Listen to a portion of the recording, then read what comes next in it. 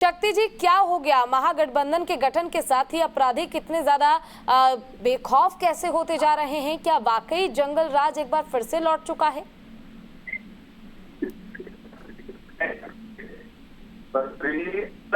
अपराधी घटना है, आसान अपराधी घटना है। शासन के साथ कड़ी चुनौती है। इस चुनौती को आपने स्वीकार किया है। हाँ। इसके तक उद्घाटन भी होगा। जल्द कानून के शिकंजे में होंगे अपराधी, चाहे वो जहां भी हों। अपराध में अगर होंगे वहीं पर बाजे बंद कर दिए जाएंगे। हाँ। और पीड़ित ट्रायल भी होगा। घटनाएं बिहार में नहीं शक्ति जी, देखिए बड़ा सवाल ये है, देखिए कार्रवाई की जाएगी और कार्रवाई हो भी रही है, लेकिन आपराधिक घटनाएं बढ़ क्यों रही है? ये सबसे बड़ा सवाल है, क्यों बढ़ रही है? अरे मैं पूछ रहा हूँ आपसे, एक बात जान लीजिए। आप ही चैम्बर में बैठकर के एंकरिंग कर रहे हैं। कोई अपराधी, कोई मन सिरा फिरा व्यक्ति आए, इस तरह के अपराधी घटना होता है क्या?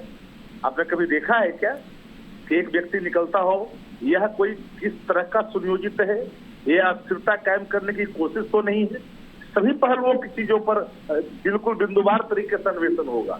और मैं इस असामान्य ये दुर्घटना को, आपराधिक घटना पर दुखी भी हम लोग मर्माहत हैं। मैं इसे सिर्फ कानून व्यवस्था का हिस्सा नहीं मानता। यह एक ऐसी चुनौती, जिन चुनौती को स्वीकार करना हमारा कर्तव्य है, हमारा धर्म है, क्योंकि हम शासन चला रहे हैं। तो हम इससे कैसे भी मुक्त हो सकते हैं? लेकिन जो सामने पेश की गई है नजीरें, एक ऐसी नजीर पेश होगी शासन की तरफ से कि रोंगटे तो खड़े होंगे। चलिए इंतजार करते हैं आपके उस नजीर का। लेकिन अखिलेश जी, आपसे जानना चाहूंगी, देखिए साफ तौर पर शक्ति जी की ओर से ये कहा जा रहा है कि हम इसे आपराधिक घटना के तौर पर क्यों देख रहे हैं? ये तो सुनियोजित भी हो सकता है या षड्यंत्र के तहत भी किया जा सकता है सरकार की छवि को धूमिल करने के लिए। अखिलेश जी, ये तो हंसी मजाक कर रहे हैं, इसका मतलब है, क्योंकि सुनियोजित और षड्यंत्र, सुनियोजित हो सकता है, षड्यंत्र हो सकता है। यह हाइपोथेटिकल बात जो है तो एकदम पूरा एकदम कर रहे हैं, तो ये हंसी मजाक में ये सब बात कही जा सकती है, ये वास्तविकता नहीं है। और ये शक्ति जी को शायद याद नहीं है, हमें तो याद है। हमको लगता है उनकी भी उम्र उतनी होगी जब उस समय में ध्यान में होगा। हम जिस शहर में रहते थे और खासकर बिहार के अंदर ऐसी घटनाएं आम थी। जब इन लोगों की सरकार थी, ये लोग कराते थे, ऐसी घटनाएं होती थी, फिर हो रही है।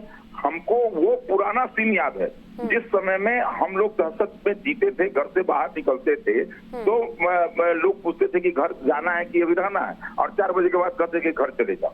तो वो पुराना सीन याद आ रहा है और इस तरह का कर रहे हैं। तो क्या उनको लग रहा है कि हम कोई सुनियोजित ढंग से उनको बदनाम करेगा? तो जांच करें पकड़वा में, उसमें ठीक है। अगर जांच करते हैं, पकड़वाते हैं, बहुत अच्छी बात है, हमको कोई दिक्कत नहीं है, हम लोग सहयोग करेंगे। लेकिन सवाल उठता है कि अभी तक जितनी घटनाएं घटी हैं, इन घटनाओं का जो परिणाम निकला है, इसमें अपराधी बड़ा अपने आप को कंफर्टेबल महसूस कर रहे हैं। और इसलिए मुझे यह बात कहना है कि सरकार की हनक समाप्त हो गई है, सरकार का इकबाल समाप्त हो गया है, सरकार का रसूख समाप्त हो गया। हाँ। शक्ति जी, आपसे जानना चाहूंगी, देखिए अगर मैं बात करूं बिहार की, तो बिहार में रंगबाजी और झारखंड में रंगदारी ये कभी खत्म ही नहीं हुआ।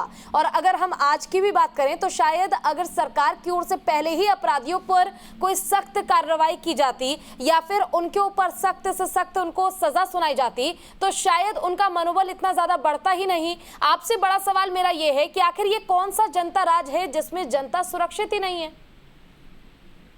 हमें लगता है कि आपको एंकरिंग कर रही हूँ अग्रवाल जी, आपके पास कंप्यूटर भी है, ऑनलाइन भी होंगे।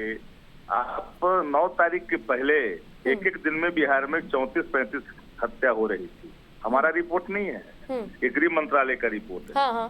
हत्या हो रही, आज भी हुआ है, कम बेश जरूर हुआ है, लेकिन ज्यादा नहीं हुआ है। लेकिन 2-3 घटनाएं निश्चित तौर पर।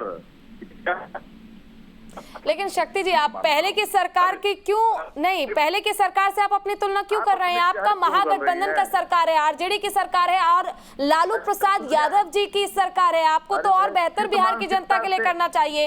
अगर आपराधिक घटनाएं पहले बढ़ रही थी तो अब तो आपको कंट्रोल करना चाहिए। अगर आपराधिक घटनाएं अब भी बढ़ेगी तो महागठबंधन की सरकार को हम जन सरोकार के लिए कैसे मान लेंगे? यही तो सबसे बड़ी परेशानी है कि महागठबंधन केवल आरोप प्रत्यारोप कर रही है, चाहे वो बीजेपी हो उनकी ओर से भी लगातार आरोप प्रत्यारोप किया जा रहा है और इस बीच अगर कोई निशाना बन रहे हैं तो वो बन रहे हैं बिहार के बेकसूर लोग, जिनके लिए सरकार से लेकर प्रशासन तक कुछ भी कर पाने में असमर्थ अब तक साबित हुई है। शक्ति जी और अखिलेश जी, आप दोनों का बहुत बहुत शुक्रिया इस तमाम जानकारी के लिए और चर्चा के लिए हमारे साथ जुड़ने के लिए।